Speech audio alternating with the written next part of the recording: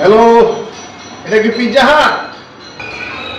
না স্যার, এটা Google's pizza.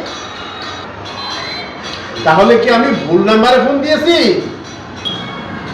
না স্যার, গুগল দোকানটা কিনে নিয়েছে, তাই এর নতুন নাম গুগলস পিৎজা।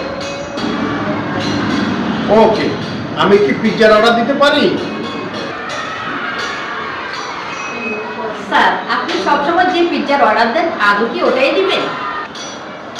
আপনি কিভাবে জানেন আমি সবসময় কোন পিৎজার অর্ডার দেই? আপনার ফোন নাম্বার অনুযায়ী আপনি শেষ 15 বার double cheese 12 slice sausage pizza order করেছেন।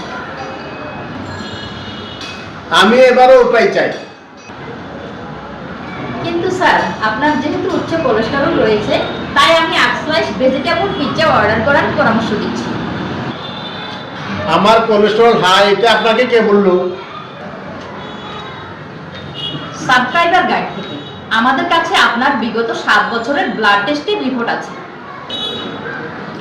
আমি ভেজিটেবল পছন্দ করি না, যেটা চাইছি ওইটাই দিন। কোলেস্টেরলের জন্য আমি ওষুধ খাই। কিন্তু আপনি তো নিয়মিত ওষুধ খান না। সর্বশেষ 4 মাস আগে লাল ফার্মা থেকে 30টা ট্যাবলেটের একটা বক্স কিনেছিলেন। আমি অন্য আরেকটা দোকান থেকে পরে কিনে নিয়েছিলাম। কিন্তু আপনার ক্রেডিট কার্ড তো তা বলছে না।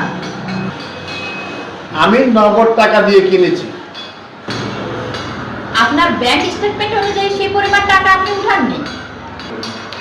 আমার অন্য আয়ের উৎস আছে। আপনার ইনকাম ট্যাক্স রিটার্ন ফর্মে সেই তথ্য নেই। ধুর, আপনার পিৎজাই খাবো না। এমন একটা দ্বীপে চলে যাব যেখানে গুগল, ফেসবুক, হোয়াটসঅ্যাপ, ইন্টারনেটের ঝামেলা নেই, যেখানে কেউ আমার উপর নজরদারি করতে পারবে না। জি স্যার, বুঝতে পেরেছি।